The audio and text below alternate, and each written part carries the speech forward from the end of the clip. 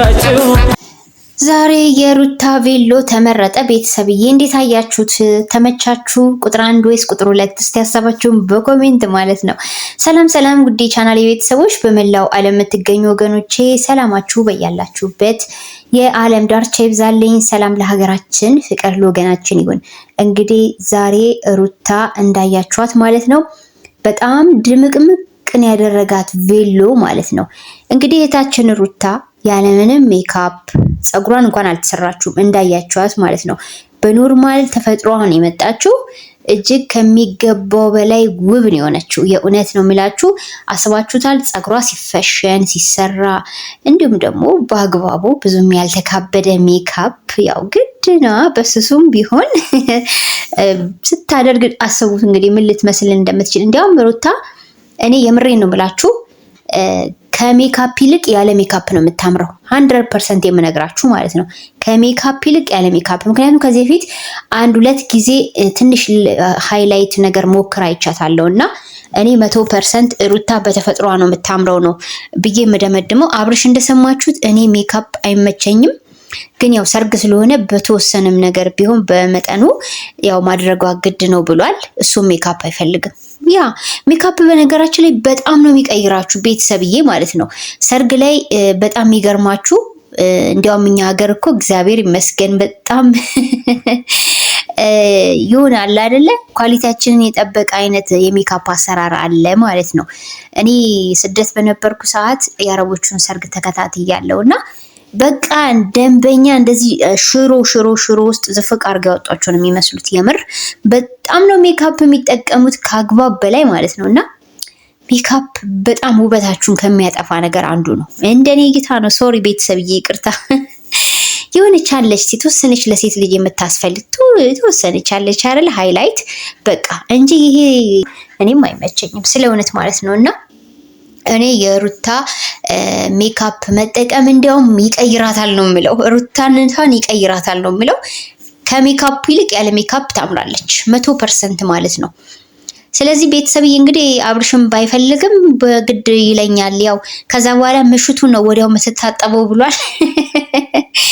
ሜካፕ የማይወዱ ወንዶች እኔ ደስ ይሉኛል ከምር ማለት ነው። በቃ ፒዮር የተፈጥሮ አድናቂ ናቸው እንዲህ አይነት ወንዶች እና አብርሽን ብራቮ ልንለው ይገባል። እንዲህ አይነቱን ነው ማበረታታት። ይሄ አርቲ ምናምን የሚወዱ ዝም ብሎ ሁልጊዜ ሜካፕ እየተለጠፉ የሚመጡትን የሚያደንቁ ተሸውደዋል። የምሬን ነው ቤተሰብ። እና በተፈጥሮ ውበት እንደማማር የመሰለ ነገር የለም። ለማንኛውም ቁጥር 2 እኔ በጣም ወድጄዋለሁ። ቬሎ ከቁጥር 1 በበለጠ ሁኔታ እላዋ ላይ ስክትክት ነው ያለው። ቤተሰብ እስቲ የትኛው ወደዳችሁት? ከቁጥር 1 ከቁጥር 2? ያው የየራሳችን ምርጫ አለ። ሁለቱም ያምርባት ነበር።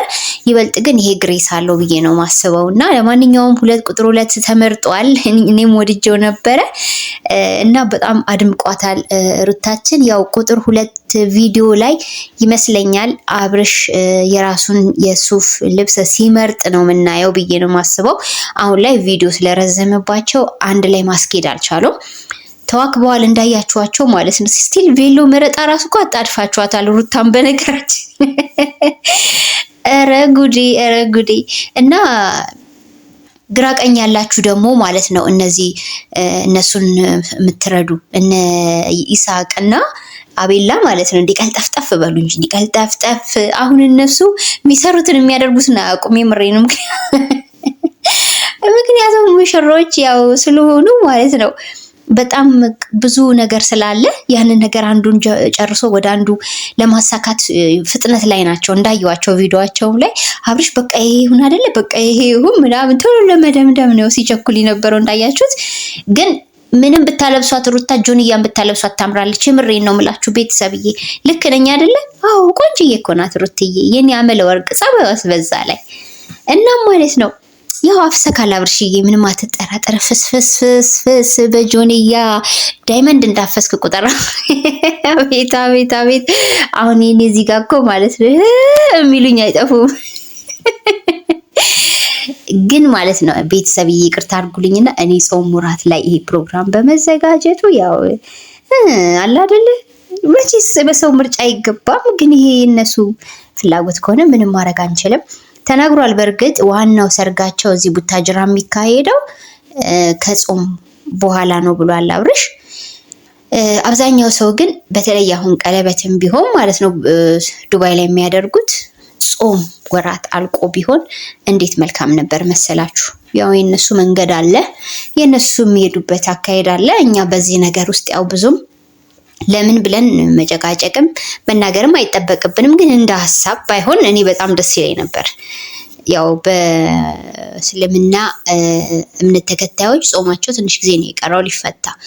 በእኛ በኦርቶዶክስ ደግሞ ገና ጾሙ ወር ያህል ይቀረዋል። ስለዚህ እንግዲህ ይሄ ፍላጎታቸው ሁኔታ ነው። በተረፈ ግን ቤተሰብ ማለት ነው መልካሙን ያው ቸርም ነገር መመኘት ጥሩ ነው። ቸር ግጠማቸው። የሚሄዱት ሰው ሀገር ነው እዛውም ማለት ነው ቀለበታቸውን ለማሰር ያው በፊት እንደምለው መንገዱን ልስልስ ያለ አስፓልት በአስፓልት ያርግላችሁ፣ ጎባጣ አባጣ መንገድ ያጋጥማችሁ ነው የምለው። በተረፈ ቤተሰብዬ እንግዲህ አቤላ ደግሞ ማለት ነው አይ ውሃ አጣጪ ትሆን እያለ ነበር። እንዳያችሁት ሁለቱ አንድ ላይ ሲሆኑ አብርሽ እየሳቀበት ነበርና በሚያሳየው አክቲንግ ማለት ነው። እንግዲህ አቤላ ተረጋጋ፣ ያው ያንተ ውሃ አጣጪ የሆነ ቦታ ነው ያለችው፣ ይሄኔ ምን እያደረገች ይሆን ብሏል። አይገርምም? ግን ቤተሰብዬ ስታስቡት ማለት ነው የእናንተ የህይወት አጋራችሁ ምን እንደሚያደርግ ምን እንደሚሰራ ማን እንደሆነ አታውቁትም።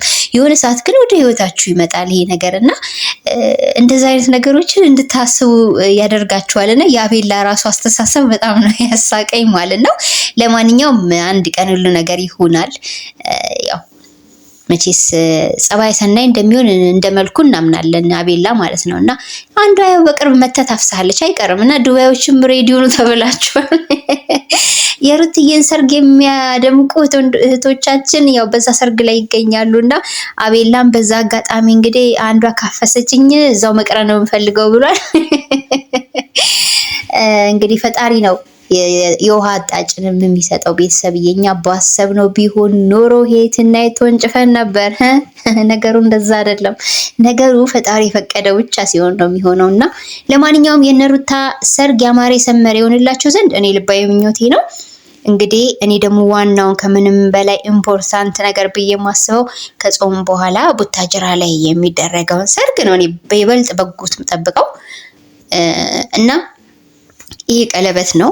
ያው ዱባይ ላይ ስለሆነ ከሀገር ውጭም ስለሆነ እንግዲህ በዱባይ ያሉ እህቶቻችን ወንድሞቻችን ፏ ብልጭ አድርገው እንደሚጠብቋቸው አንጠራጠርም።